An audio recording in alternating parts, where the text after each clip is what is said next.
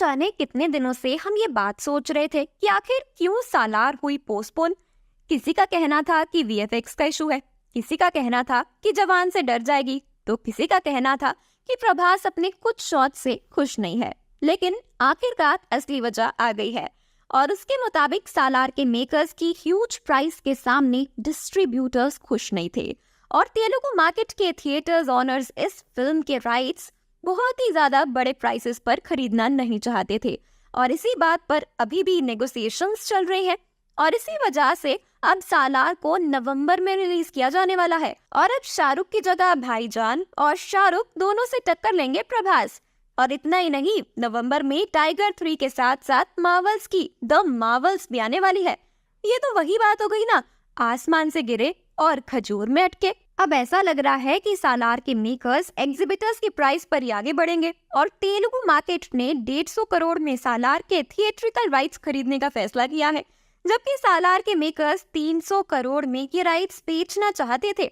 लेकिन अब प्रेशर बढ़ाते हुए उन्हें आधे दाम पर ये राइट्स बेचने पड़ेंगे।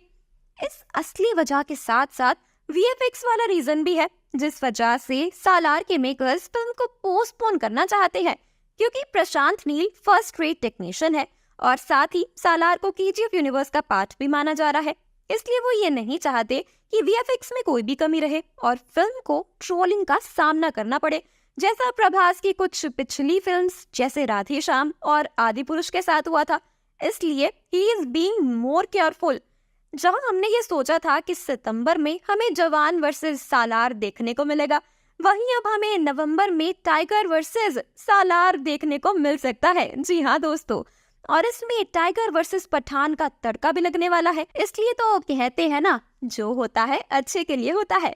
साथ ही ये देखना भी दिलचस्प होगा कि इनमें से कौन सी फिल्म जवान के सेट किए हुए रिकॉर्ड्स को ब्रेक करती है, क्योंकि जवान ने तो ठान ही ली है कि वो पठान, गदर 2 और जेलर तीनों के रिकॉर्ड्स को तोड़ने वाली है। तो फिल्म को रिलीज करना एक थॉटफुल मूव है प्रशांत नील का, क्योंकि पहले से ही फिल्म को केजीएफ की कॉपी कहा जा रहा है और अगर आगे भी ऐसा चलता रहा तो सालार भले ही केजीएफ से बड़े स्केल पर बनी हो, लेकिन केजीएफ की चिप कॉपी ही कहलाएगी और उसका अंजाम भी आदि पुरुष जैसा होगा, जो ना तो हम प्रशांत नील और प्रभास चाहते हैं कि एक और आदि पुरुष बने।